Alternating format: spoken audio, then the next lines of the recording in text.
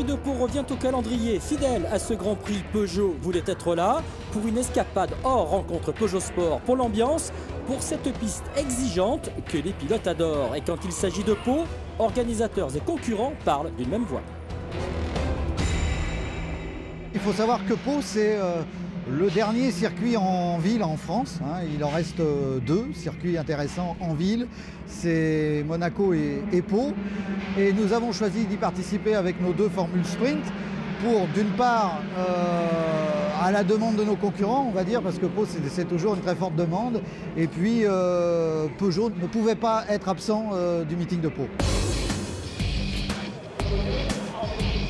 Tout le monde veut venir à Pau et comme vous pouvez le constater, les paddocks sont assez pleins et le timing est assez chargé. Nous avons dû faire un choix et nous avons choisi d'y emmener les 207 LW et les speeders. Comment appréhender ce circuit? Parole d'expert avec Nicolas Minassian, un des pilotes de la Peugeot 908, mais aussi de Bisu et d'anciens. C'est des courses spéciales. On est entre les rails. Il y a un petit peu plus d'adrénaline qui te monte à la tête quand tu roules ici. C'est toujours un peu limite, et plus que d'habitude, parce que automatiquement tu fais une erreur, tu t'écrases dans le rail. Ou si vraiment tu as du courage, et ben, tu arrives à faire la différence. C'est la première fois que je roule sur un circuit en ville. C'est assez intéressant. C'est un circuit qui est génial, qui est très technique, très piégeux, parce qu'il peut y avoir une averse à tout moment, même en pneus slick. C'est un circuit très rythmé. Il faut savoir tenir la voiture, ça bouge beaucoup. Il faut faire attention, il faut être hyper concentré. Il ne faut pas rouler comme sur des trajectoires, on va dire, à peu près traditionnelles comme des circuits comme Nogaro ou Le Mans, des circuits comme ça. On est vite dans le rail ici, on est vite dans les pneus, il faut vraiment être concentré à 200%.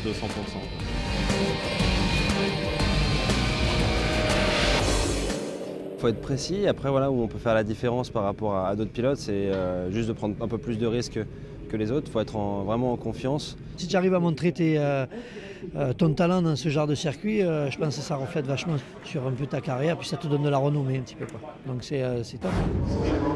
Simon Escalier le sait, pour monter sur la plus haute marche du podium, il faut bien se qualifier et il signe la pole de la première course. C'est mythique, c'est super beau, je suis trop content. Ouais, c'est que les essais, hein, c'est que les qualifs, donc bon, il ne faut pas s'enflammer, mais c'est cool. Au départ, il conserve l'avantage sur Alexandre Rambur et Gianni Siabarassi dans le cockpit ici de Richard Suard.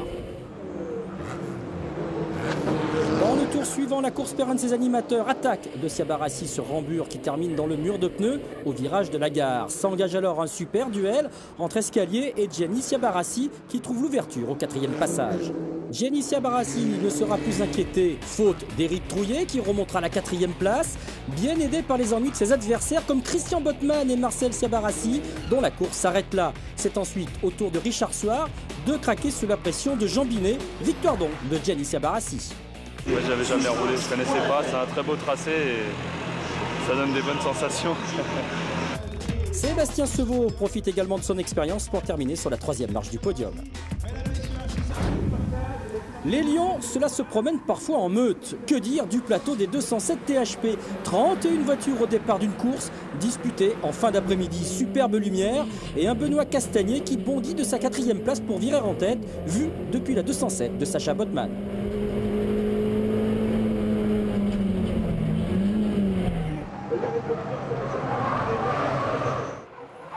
Castagnier, Bellinato, Bottmann, Trémoulet, Gilardo. La bagarre est intense et ce club des 5 creuse peu à peu l'écart.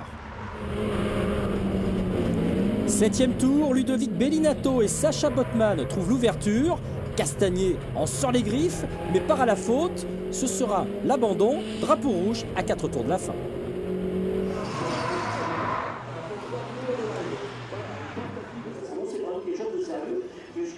J'ai pris un mauvais départ malheureusement et c'est vrai que le petit Castagnier était vite mais il me gênait et je lui ai fait une attaque, il a fermé un peu la porte, on s'est accroché.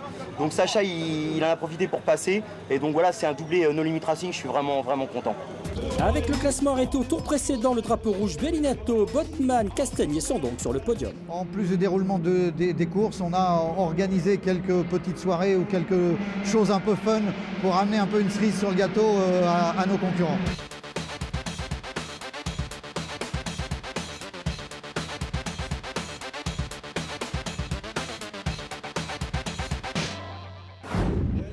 Deuxième course, THP Speeder Cup. En pôle, Gianni Sciabarrassi. Au fait, dans la famille, Marcel 3, Gianni 2.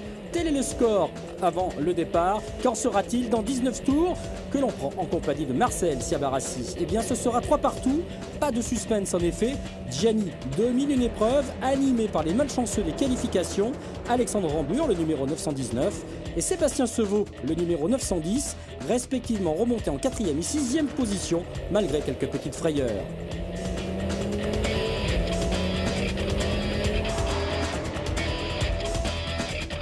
Accompagnant son neveu sur le podium, Marcel Sciabarrassi n'était pas déçu de son week-end. À la relève, ouais. Non, c'est bien, je suis content. Ça fait plaisir, on est tous les deux. Puis je marque des points doucement. Au classement général, en effet, il reste en tête avec 10 points d'avance sur Simon Escalier, 21 sur Alexandre Rambure, ce dernier étant désormais menacé par Gianni Sciabarrassi, 4e avec 113 points. Deuxième course de la course 207 THP, Péchard, Guyonnet, Freinet et Botman forment les deux premières lignes et ça se frotte d'entrée dans le paquet, comme on va le constater avec Ludovic Bellinato, 13e sur la grille, à cause d'une crevaison survenue durant les essais.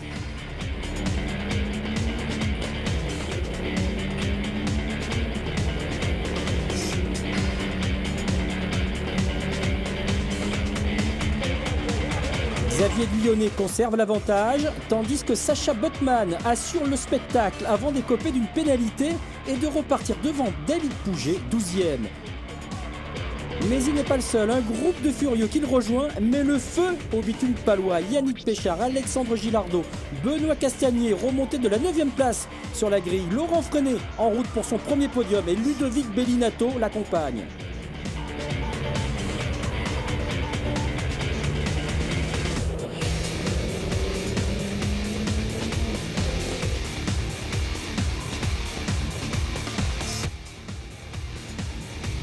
Quel baston loin derrière Xavier Guyonnet, tranquille vainqueur lui, d'une course qui est incontestablement la plus belle du week-end.